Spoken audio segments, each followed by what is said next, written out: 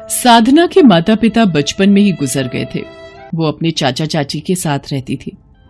साधना की चाची बहुत लालची स्वभाव की थी। वो साधना को एक आंख पसंद नहीं करती थी। एक दिन साधना अपनी चाची के साथ बाजार से निकल रही थी। तभी वहां के बदमाश जग्गा ने उनका रास्ता रोक लिया और साधना पर बुरी नजर डालने लगा। ओए होए, क्या अदा है? जरा हम पर भी मेहरबान हो जाओ साधना रानी। चाची, ये जग्गा मुझे फिर से परेशान कर रहा है।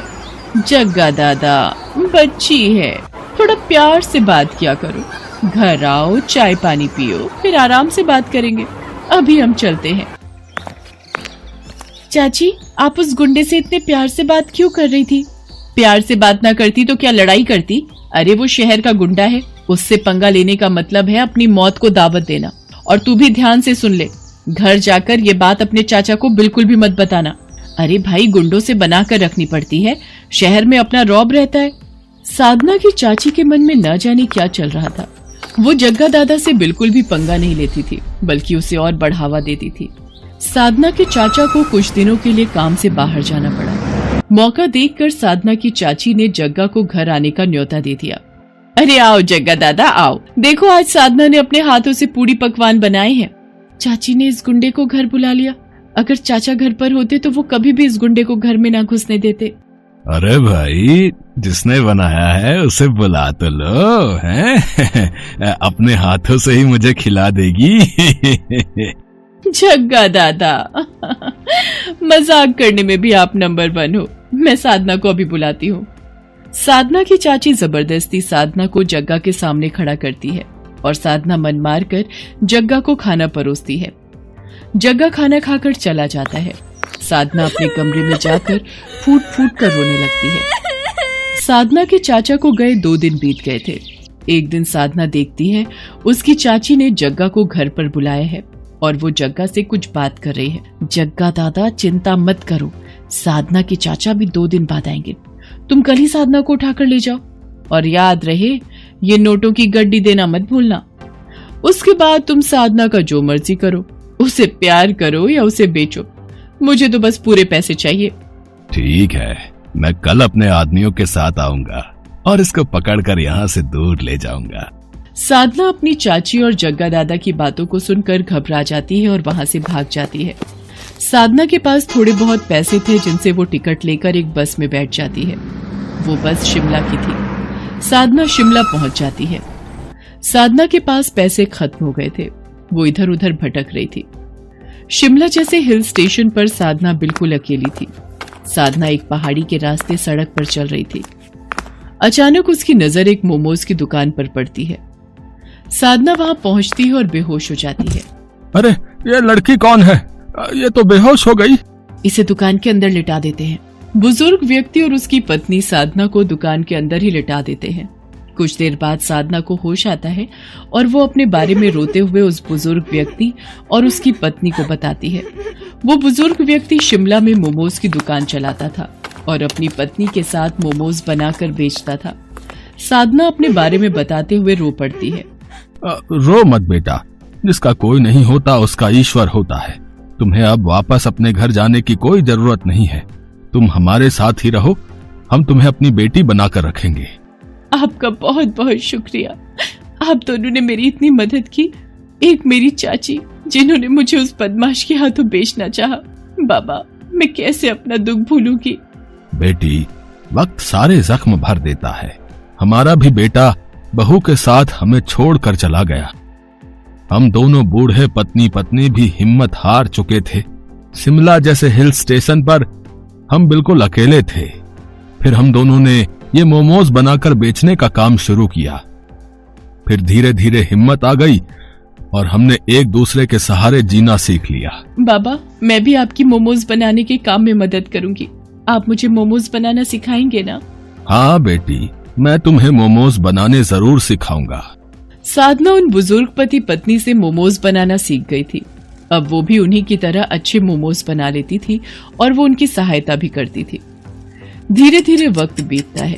साधना को उन पति पत्नी के पास रहते हुए 1 साल बीत जाता है। साधना ने मोमोज की दुकान पूरी तरह से संभाल ली थी। अब तो उन बुजुर्ग पति पत्नी को भी दुकान की कोई चिंता नहीं रहती थी। साधना ने अपना पिछला सारा दुख भुलाकर अब अपने नए जीवन पर ध्यान देना शुरू कर दिया था। एक दिन साधना मोमोज की दुकान पर ग्राहकों को मोमोज की प्लेट बनाकर दे रही थी। अचानक उसने अखबार में एक इश्तेहार देखा जिसमें उसके चाचा ने साधना की फोटो लगा रखी थी और लिखा था कि साधना, तुम जहां कहीं भी हो मेरे पास वापस लौट आओ, मेरी तबीयत ठीक नहीं है।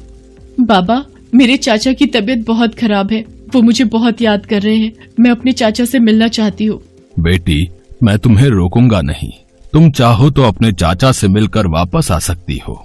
साधना अपने घर वापस लौटती है, पर घर के बाहर भीड़ लगी हुई देख साधना को पता चलता है कि उसके चाचा अब इस दुनिया में नहीं है। साधना की चाची साधना से लिपटकर बहुत रोती है और उससे अपने किए की माफी मांगती है।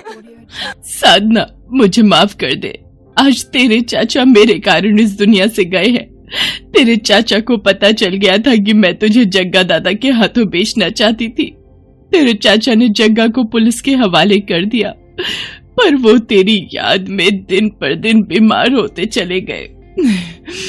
आज तेरे चाचा मेरे कारण इस दुनिया को छोड़कर गए हैं। मैं ही लालची थी जो पाप करने चली थी। अपने चाचा के गुजर जाने के बाद साधना अपनी चाची को अपने साथ शिमला ले जाती है और फिर से मोमोज बेचने का काम शुरू कर देती है। साधना की चाची उसे ये सब करते देख अपने किए बुरे कर्मों पर रो पड़ती है। रामगढ़ गांव में सुधा अपने बेटे के साथ बहुत ही खुशी से रह रही थी। सुधा को पिज्जा बहुत पसंद था। गौरव बेटा, आज मेरा पिज्जा खाने का बहुत मन कर रहा है, बाजार से जाकर मेरे लिए एक पिज्जा ले आ। ये सुनकर गौरव बोलता है, अरे माँ, बुढ़ापे में पिज्जा भी कोई खाने की चीज है? ये सब बच्चों की खाने वाली चीजें होती हैं। तुम तो बस दाल रोटी खाओ और प्रभु के गुण गाओ। अरे मन तो मन होता है, बुढ़िया हो गई तो क्या हुआ, बूढ़े लोगों का मन नहीं होता क्या? अच्छा ठीक है, ले आऊंगा पिज्जा तुम्हारे लिए। तुम तो गुस्सा हो गई, मैं तो बस मजाक कर रहा था। गौरव अपनी माँ के लिए पिज्जा लेने चला जाता है। कुछ देर बाद गौरव पिज्जा लेकर आता है और दोनों मिलकर मजे से पिज्जा खाते हैं। एक दिन गौरव अपने ऑफिस से घर आ रहा था, तभी रास्ते में उसे एक पिज्जा की शॉप दिखती है और वो सोचता है, आज माँ के लिए पिज्जा ले जाता हूँ, इसे देखकर वो बहुत खुश हो जाएंगी। इतना सोचने के बाद गौरव पिज्जा लेने चला जाता है और पिज्जा लेकर घर की तरफ निकल पड़ता है। तभी रास्ते में एक कार से उसका एक्सीडेंट हो जाता है। बहुत देर हो जाने पर जब गौरव घर नहीं पहुंचता तो उसकी माँ चिंता में उसे फोन लगाती है, पर गौरव का फोन नहीं लगता। कुछ समय बाद सुधा को एक अनजान नंबर से फोन आता है और गौरव के मरने की खबर मिलती है। ये खबर सुनते ही सुधा के पैरों तले जमीन खिसक जाती है और वो फूट फूट कर रोने लगी और कहती है, हे भगवान, ये अचानक क्या हो गया? मेरे बुढ़ापे का इकलौता सहारा मेरा बेटा ही था, वो भी तूने छीन लिया। अब मैं किसके सहारे जिंदा रहूंगी? उसकी यह हालत देख पड़ोसियों से सांत्वना देकर चले जाते हैं। सुधा अपने बेटे की चिता को जला देती है। अब वो बिल्कुल अकेली हो जाती है।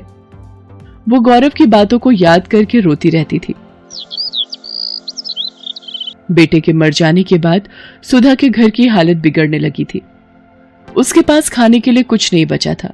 वो खाने के लिए पड़ोसियों के घर मांगने जाती है और बोलती है, बेटा मुझे कुछ खाने को दे दो, बहुत भूख लग रही है। अरे अम्मा, मैं तुम्हें खाना खाने को जरूर दे देती, पर अभी तो मेरे घर में खाना खत्म हो गया है, सबने खाना खा लिया। इतना कहकर वो औरत अपने घर का दरवाजा बंद कर देती है। कोई उसे खाने को नहीं देता, सभी बहाना बनाकर उसे वापस भेज देते। अपनी ऐसी हालत देख वो सोचती है, अगर मेरा बेटा आज जिंदा होता तो मेरी ये हालत कभी नहीं होती। वो सबकी मदद किया करता था, पर आज सब भूल गए हैं कि मेरे बेटे ने एक समय पर उनकी मदद की थी। आज उसकी माँ को मदद की जरूरत है, पर किसी ने भी मेरी मदद नहीं की। तभी वहां से एक औरत गुजरती है और सुधा को यूं रोता देख पूछती है, क्या हुआ बहन, तुम रो क्यों रही हो? सुधा रोते रोते उस औरत को अपना सारा दुख बताती है। क्या बताऊं बहन, मेरे बेटे के मरने के बाद मुझ बेसहारा का इस दुनिया में अब कोई नहीं है। अकेले मैं इस दुनिया में कैसे जीऊंगी? मेरे पास खाने के लिए पैसे नहीं हैं। सुधा की कहानी सुनने के बाद वो औरत सुधा से कहती है, ऐसे हिम्मत हारने से कुछ नहीं होगा। खाने के लिए कमाई का कोई जरिया ढूंढना ही पड़ेगा। आजकल तो खाने पीने की इतनी सारी चीजें आ गई हैं और उन्हें बनाना भी आसान हो गया है। जो भी तुम्हें पसंद हो, जो भी तुम्हें आता हो, उसे बनाकर बेचने लगो। इतना बोलकर वो औरत वहां से चली जाती है। सुधा अब सोचती है कि वो ऐसा क्या काम करे। अचानक उसे पिज्जा का ख्याल आता है और वो बोलती है, क्यों ना मैं पिज्जा बनाकर बेचूं, इससे कुछ पैसे भी घर में आ जाएंगे। सुधा के पास अपने कुछ जेवर रखे होते हैं। उन्हें बेचकर वो अपने घर के आगे पिज्जा का एक छोटा सा ठेला खोलती है और पिज्जा बनाकर बेचने लगती है। धीरे धीरे उसका बनाया पिज्जा पूरे गांव में मशहूर हो जाता है और सुधा अब एक बड़ी दुकान खोल लेती है। धीरे धीरे उसकी दुकान बढ़िया चलने लगती है और वो अमीर बन जाती है। एक दिन उसकी दुकान पर एक छोटा बच्चा आता है और उससे खाना मांगता है। अम्मा, मुझे कुछ खाने को मिलेगा क्या? मैं बहुत भूखा हूँ, मुझे भूख लग रही है। बेटा, तुम्हारे माता पिता कहाँ हैं? तुम अकेले दुकान में क्यों घूम रहे हो? अम्मा, मेरा नाम मोहन है, मैं एक अनाथ बच्चा हूँ। मेरे माता पिता अब इस दुनिया में नहीं है। हाँ हाँ, जरूर खाने को मिलेगा। तुम जो खाना चाहो वो खा सकते हो। तुम चिंता मत करो, आज से तुम्हारा ख्याल मैं रखूंगी। ये कहकर सुधा मोहन को गले लगा लेती है और अपने साथ अपने घर ले जाती है। उसे उस बच्चे में अपना बेटा मोहन दिखता है। वो उसका ख्याल अच्छी तरह रखती है, उसे स्कूल भेजती है और उसे पाल पोस कर बड़ा करती है। आशा है आपको हमारी कहानी पसंद आई होगी। कृपया इसे लाइक करें, अपने दोस्तों के साथ शेयर करें और हमारे चैनल कहानी कोना को सब्सक्राइब करें। धन्यवाद।